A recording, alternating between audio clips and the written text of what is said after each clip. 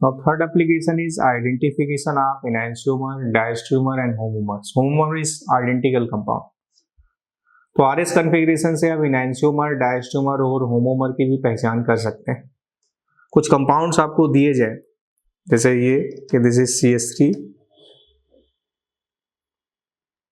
This is Cl, this is OH, NH। इसी तरह एक कंपाउंड है कि this is CH3, this is Cl, OH, NH। एक और कंपाउंड आपको ऐसे दिया जाए कि this is H, OH, Cl and CH3। और एक कंपाउंड और ऐसे दे दिया जाए कि this is Cl, CH3, H and OH। ये 4 डिफरेंट कंपाउंड्स हैं। This is compound number 1, 2, 3 and 4। अब इन 4 में आपको रिलेशन एस्टेब्लिश करना हो कि ये दोनों एक दूसरे के क्या हैं। जैसे आपसे बोला जाए 1 and 2, 1 and 3, 1 and 4, 2 and 3, 2 and 4, 3 and 4। तो नॉर्मली हम लोगों ने पढ़ा है कि ऐसे दो कंपाउंड जो एक दूसरे के मिरर इमेज होते हैं एनांशियोमर कहलाते हैं, और जो मिरर इमेज ना हो डायस्टेरियोमर कहलाते हैं। बट हमने आपको शुरू में एक ये भी बताया है कि अगर कंपाउंड में सिर्फ और सिर्फ एक कायरल सेंटर है, उसके अलावा और कुछ नहीं है, तो डायस्टेरियोमर नहीं बनाता। डायस्टेरियोमर बनाने के लिए कम से कम 2 स्टीरियो सेंटर होने चाहिए।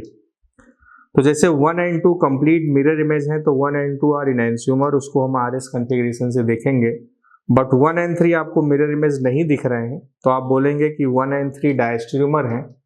बट हो सकता है कि 1 and 3 डायस्टेरियोमर ना हो, एनांशियोमर हो या होमोमर हो, क्योंकि एक कायरल सेंटर वाले कंपाउंड डायस्टेरियोमर बनाते ही नहीं।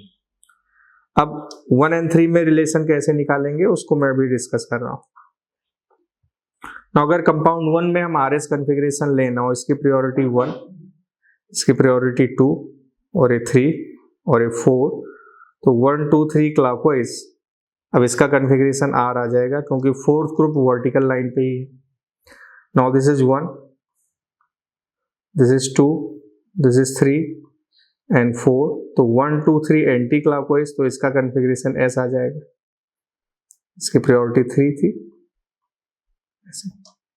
अब इसका अगर मैं कॉन्फ़िगरेशन निकालूं, दिस इज 1, दिस इज 2, ये 3 और ये 4, तो 1, 2, 3 एंटी क्लॉकवाइज पर H वर्टिकल लाइन पर है, तो इसका कॉन्फ़िगरेशन अपोजिट हो जाएगा। सॉरी, H हॉरिजॉन्टल लाइन पर है, तो इसका कॉन्फ़िगरेशन अपोजिट हो गया, तो ये R से S हो गया।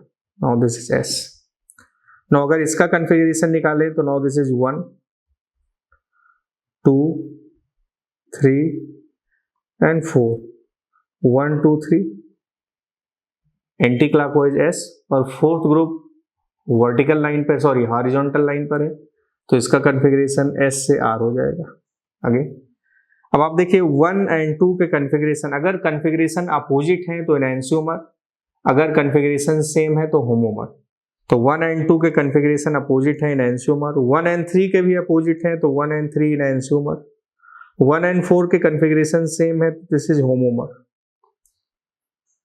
होमोमर मींस आइडेंटिकल। 2 and 3 भी आइडेंटिकल है, होमोमर। 2 and 4 के configuration opposite, they are enantiomer. 3 and 4 के configuration opposite, they are again enantiomer. तो इस तरह से हम पहचान लेंगे कि कौन एनांशियोमर, कौन होमोमर। अब जैसे एक कायरल सेंटर वाला डायस्टेरियोमर नहीं बनाएगा। अब जैसे मैं एक कंपाउंड ये लूं, दिस इज CH3,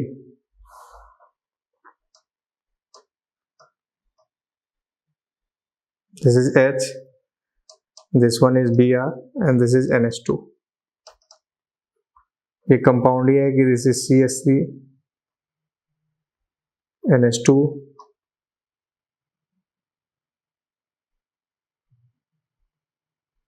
Br और H,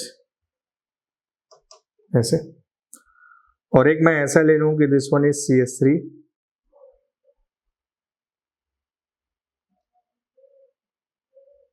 मैंने यहाँ H कर दिया, this is NH2 and Br। ये compound A, this is compound B, this is compound C।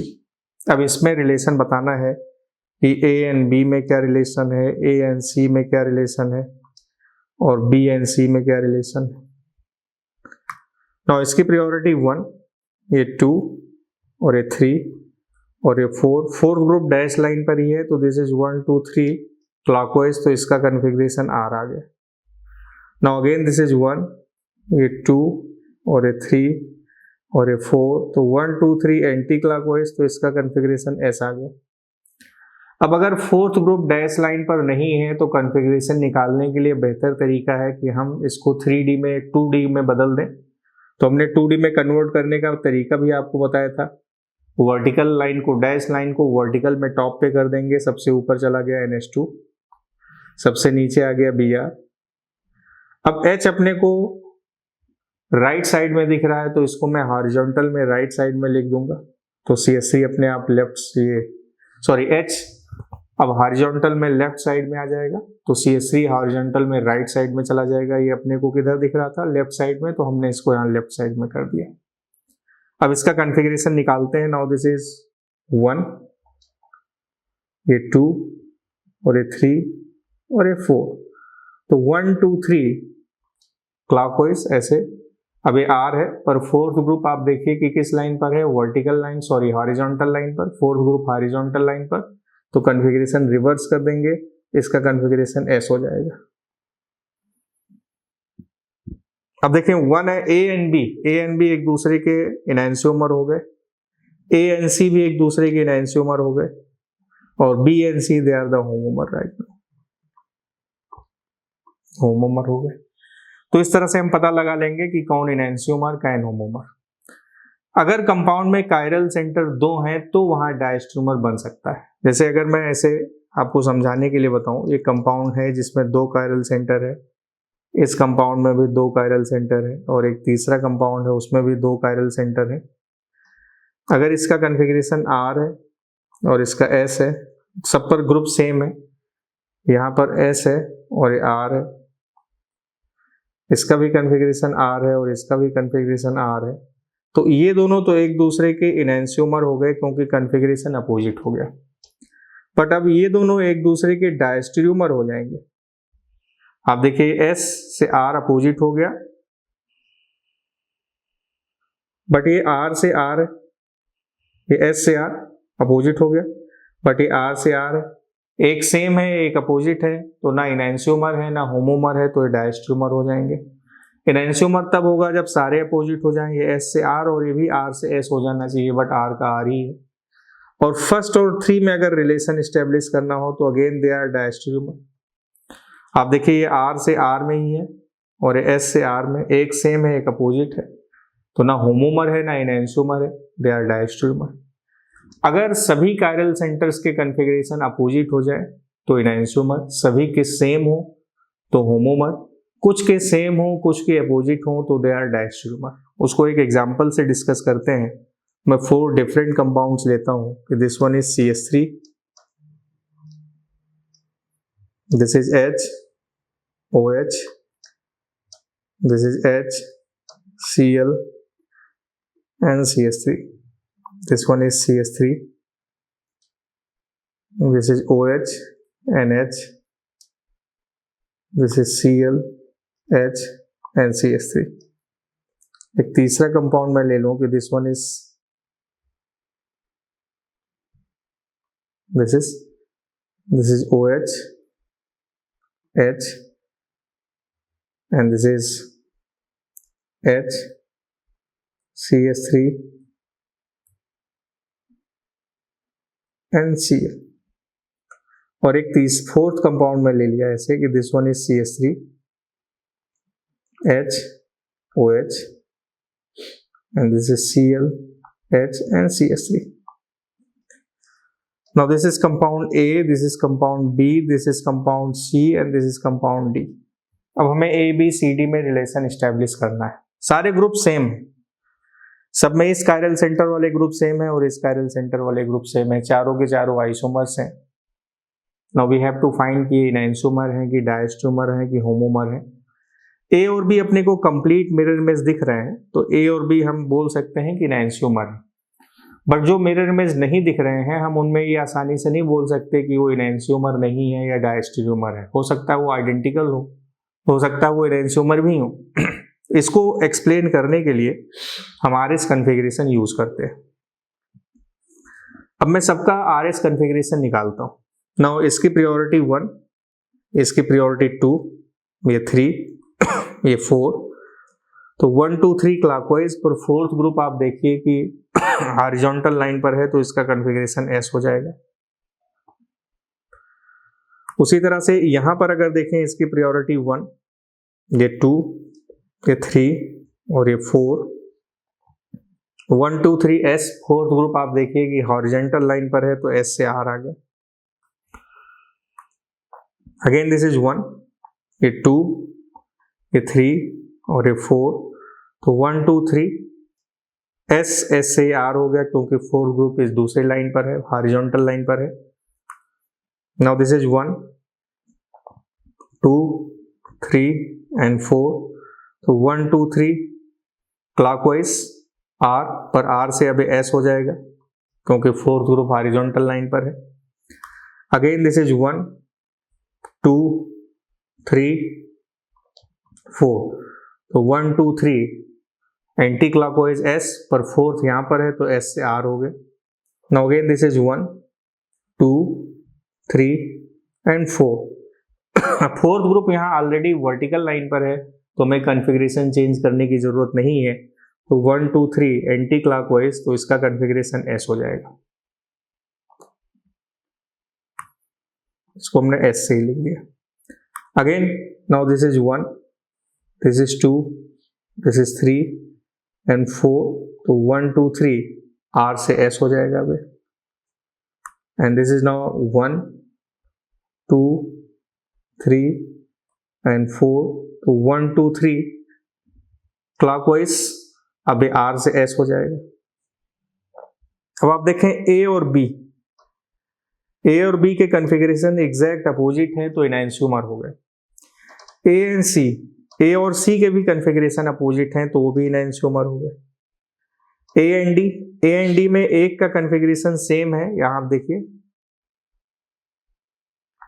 ये एस है और यहां पर आर है और ये एस है, तो अब ये दोनों डायस्टेरियोमर हो गए, A and D are diastereomer. Now B and C की बात करें तो B and C are now homomer, क्योंकि आप देखिए कि दोनों के कॉन्फ़िगरेशन सेम है, ऊपर आर है नीचे एस है। Now B and D are again diastereomer, एक का कॉन्फ़िगरेशन अपोजिट है और एक का कॉन्फ़िगरेशन सेम है, ऊपर वाले का अपोजिट है नीचे वाले का सेम है। C and D, now C and D are again diastereomer. So इस तरीके से हम आसानी से पता लगा सकते हैं कि कौन से कंपाउंड इनैंशियोमर, कौन से डायस्टेरियोमर। एक बात जो और ध्यान देने की जरूरत है कि कॉन्फ़िगरेशन उन्हीं सेंटर्स का मैच कराते हैं जिन पर आइडेंटिकल ग्रुप्स जुड़े होते हैं। जैसे